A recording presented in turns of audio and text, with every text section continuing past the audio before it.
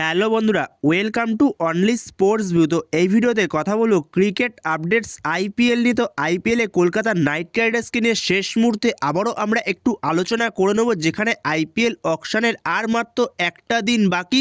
তো সেই আইপিএল অকশানে কাদের নিতে পারে কলকাতা নাইট রাইডার্স? তো কলকাতার হাতে যে 64 কোটি টাকা রয়েছে, তো সেই 64 কোটি টাকায় কলকাতা শেষ মুহূর্তে কাদের টার্গেট করতে পারে আইপিএল অকশান থেকে, তো সেই বিষয়ে আলোচনা করব। কোন কোন বিদেশি প্লেয়ারকে টার্গেট করতে পারে।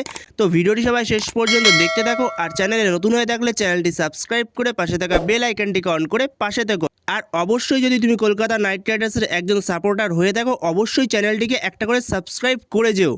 তো এই লিস্টে সবার প্রথমেই যেই নামটা আসবে, তো সে আর কেউ নয়, এই আইপিএল মিনি অকশানে সবথেকে বেশি দাম যার যেতে পারে, তো সে হলো ক্যামেরুন গ্রিন। তো এই ক্যামেরুন গ্রিন ফার্স্ট চয়েস হলো কেকেআরের। তো কেকেআর যে কোনো মূল্যে ক্যামেরুন গ্রিনকে তুলতে চাইবে, সে 30 কোটি হলেও কেকেআর ক্যামেরুন গ্রিনকে নিতে চাইবে। কারণ ক্যামেরুন গ্রিন সে এমন একজন প্লেয়ার, সে ব্যাট হাতে বিধ্বংসী রূপ ধারণ করতে পারে। এছাড়া তার বোলিংও যথেষ্ট ভালো এবং এর পাশাপাশি ফিল্ডিংয়েও সে অনেক কার্যকরী, কারণ সে অনেকটা লম্বা, তো সে ফিল্ডিংয়েও অনেকটা ভালো হেল্প করতে পারবে। আর এর পাশাপাশি ক্যামেরুন গ্রিনকে তুমি চাইলে ওপেনও করাতে পারবে। তো অনেকগুলো অপশান খুলে দেবে এই ক্যামেরুন গ্রিন যদি তোমার টিমে আসে। তো সেই জায়গাতেই কলকাতার হয়তো একটু অসুবিধা হতে পারে, কারণ কলকাতার পরেই যার পার্টস সবথেকে বেশি আছে, তো সেটা হলো সিএসকে। তো সিএসকেও এই ক্যামেরুন গ্রিনের জন্য যাবে। তো ক্যামেরুন গ্রিনকে পেতে একটু সমস্যা হবে, কারণ অনেকটাই হয়তো বিট অনেক দূর চলে যাবে, যেখানে 25-30 কোটি আরামেই চলে যেতে পারে। তো তা সত্ত্বেও বলবো কলকাতা নাইট রাইডার্সের অবশ্যই ক্যামেরুন গ্রিনকে তুলে নেওয়া উচিত, কারণ ক্যামেরুন গ্রিন যেহেতু প্রথম সেটেই আসবে। তো এরপরে সেকেন্ড যে প্লেয়ারটাকে নিয়ে কথা বলবো, তো সেটা হলো জনি ব্রেস্টো। ইংল্যান্ডের ওপেনার জনি ব্রেস্টো, সে কতটা ভয়ঙ্কর ইডেনের মাটিতে, তো সেটা সবারই জানা। যেখানে যতবারই সে কলকাতা নাইট রাইডার্সের বিরুদ্ধে খেলতে নেমেছে না কেন ইডেনে, ততবারই সে ভয়ঙ্কর রূপ ধারণ করেছে। যেখানে সে তোমাকে উইকেট কিপিংটাও দিয়ে দেবে ওপেনিংয়ের পাশাপাশি, এবং দুরন্ত একজন ব্যাটসম্যান পাওয়ার প্লেটাকে সুন্দরভাবে ইউজ করতে পারে। যেখানে জনি ব্রেস্টো আর সুনীল নারিন দুজন যদি পাওয়ার প্লেতে ঠিকঠাক টিকে যায় 1 থেকে 6 ওভার, তো সেখানে দুরন্ত একটা স্কোর তারা দাঁড় করিয়ে দিতে পারে। তো সেখানে ভয়ঙ্কর একজন ব্যাটসম্যান এই জনি ব্রেস্টো, এবং কলকাতা নাইট রাইডার্স ঠিক এরকম টাইপেরই ওপেনার পছন্দ করে। তো সেখানে দুরন্ত একজন অপশান জনি ব্রেস্টো, সেকেন্ড অপশান কলকাতার জন্য। তো এর পাশাপাশি কলকাতা আরও একজন ইংল্যান্ডের ওপেনারকে টার্গেট করতে পারে, যে বর্তমান সময় ইয়ং জেনারেশনের মধ্যে রয়েছে জেমি স্মিথ। তো জেমি স্মিথকেও কলকাতা নাইট রাইডার্স টার্গেট করতে পারে। সো একজন দুর্দান্ত ওপেনার, ওপেনিংয়ের পাশাপাশি মিডিল অর্ডার এবং ফিনিশিংয়ের কাজটাও সে করে দিতে পারবে। তো এই জেমি স্মিথ সে একজন দারুণ প্লেয়ার, পুরো ইয়ং প্লেয়ার। তো যদি জেমি স্মিথকে কলকাতা নিতে পারে, তাহলে কলকাতার জন্য বেশ কয়েক বছরের সম্পদ হবে এই জেমি স্মিথ। কারণ জেমি স্মিথ সে পুরো একজন ইয়ং প্লেয়ার এবং খুব ট্যালেন্ট রয়েছে তার মধ্যে যথেষ্ট ভালো। তো সেখানে জেমি স্মিথ একটা টার্গেট হবে কলকাতা নাইট রাইডার্সের। তো এরপরে ফোর্থ যেই প্লেয়ারটাকে নিয়ে কথা বলবো, তো সেটা হলো লিয়াম লিভিংস্টন। তো লিয়াম লিভিংস্টনের জন্য কলকাতা নাইট রাইডার্স বিট করতে পারে, কারণ লিয়াম লিভিংস্টন সে অলরাউন্ডারদের লিস্টে নাম দিয়েছে, আর লিয়াম লিভিংস্টন আসবে সেট 2-তে। তো সেখানে লিয়াম লিভিংস্টনের জন্য কলকাতা নাইট রাইডার্স যেতে পারে। লিয়াম লিভিংস্টনকেও যদি পেয়ে যায় তো খুব একটা খারাপ হবে না, কারণ অল্পের মধ্যে পেতে হবে লিয়াম লিভিংস্টনকে, খুব একটা খরচা করা যাবে না লিয়াম লিভিংস্টনের জন্য। সেখানে যদি লিয়াম লিভিংস্টনকে 10 কোটির মধ্যে পেয়ে যায়, তো সেটা খুবই ভালো হবে কলকাতার জন্য। তার ওপরে গেলে আর দরকার নেই, কারণ তার ওপরে যদি চলে যায় লিয়াম লিভিংস্টনের দাম, তো অনেকটাই হাই হয়ে যাবে।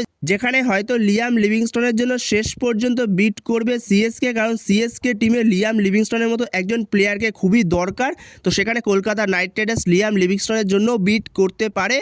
তো এরপরে ফিফথ যে প্লেয়ারটা কলকাতার টার্গেটে থাকতে পারে, তো সেটা হলো ডেভিড মিলার। তো ডেভিড মিলারকেও কলকাতা টার্গেট করতে পারে। তো ডেভিড মিলারকে যদি টার্গেট করে, যদি ডেভিড মিলারকে কোনো কারণে অল্পের মধ্যে পেয়ে যায়, তো সেটা খুবই ভালো হবে কলকাতার জন্য। তো সেইখানেই ডেভিড মিলারকে as a finisher Kolkata use করতে পারবে, আর সেক্ষেত্রে চাইলে ক্যামেরুন গ্রিনের সাথে সুনীল নারিনকে দিয়ে ওপেন করাতে পারে। তো সেইখানে ডেভিড মিলারও একজন টার্গেট লিস্টে থাকতে পারে কেকেআরের। তো এরপরে যদি আমরা বোলিং বিভাগ নিয়ে কথা বলি, তো বোলিং বিভাগের সবথেকে ফার্স্ট চয়েস যেটা হবে সেটা হলো মাথিসা পাথিরানা। তো পাথিরানাকে কলকাতা নাইট রাইডার্স অবশ্যই টার্গেট করবে, কারণ যেমনটা শোনা গেছে পাথিরানার সাথে নাকি পার্সোনালি কথা হয়েছে কলকাতায়। তো সেখানে পাথিরানাকে অবশ্যই কলকাতা টার্গেট করবে, কারণ পাথিরানার মতো একজন বোলার কলকাতা নাইট রাইডার্স টিমে খুবই দরকার, কারণ যে ডেথ ওভারে সবথেকে বিধ্বংসী রূপ ধারণ করতে পারে, কারণ ডেথ ওভারে সবথেকে সমস্যা রয়েছে কলকাতা নাইট রাইডার্স টিমটার মধ্যে, যেখানে সবথেকে সমস্যা বেশি থাকে কলকাতা নাইট রাইডার্সের ডেথ ওভারে, যেখানে ডেথ ওভারে সবথেকে বেশি রান খেয়ে যায় কলকাতা।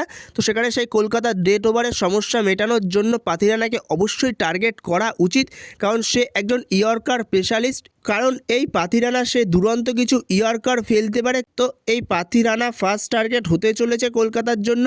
এবার সেকেন্ড যে টার্গেট হতে পারে তো সেটা হলো জেকব ডাফি। তো জেকব ডাফি অবশ্যই কলকাতার জন্য সেকেন্ড চয়েস হবে, কারণ পাথিরানার অবশ্যই একজন ব্যাকআপ দরকার, কারণ পাথিরানা অনেকটা সময়তেই চোটের কারণে ছিটকে যায়। তো সেই কারণে একজন ব্যাকআপ অবশ্যই দরকার।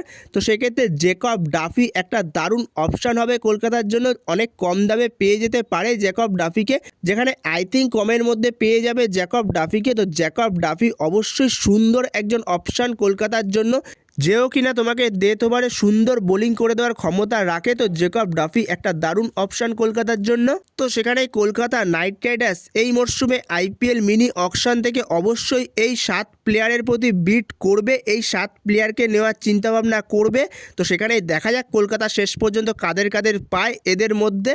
তো পরবর্তী সময় তো আমরা সেটা জানতেই পারবো 16 তারিখ অকশানে। তো তখন তোমাদের সাথে অবশ্যই শেয়ার করে দেবো ভিডিও করে। তো তার জন্য অতি অবশ্যই চ্যানেলটিকে সবাই একটা করে সাবস্ক্রাইব করে যেও। তো বন্ধুরা এই ভিডিওতে এই পর্যন্তই। তো এই ভিডিওতে এই আপডেটগুলো নিয়ে আলোচনা করার ছিল। তো ভিডিওটি ভালো লাগলে অবশ্যই লাইক শেয়ার সাবস্ক্রাইব করতে ভুলো না। তো নেক্সট ভিডিওতে দেখা হচ্ছে, ততক্ষণের জন্য বাই বাই।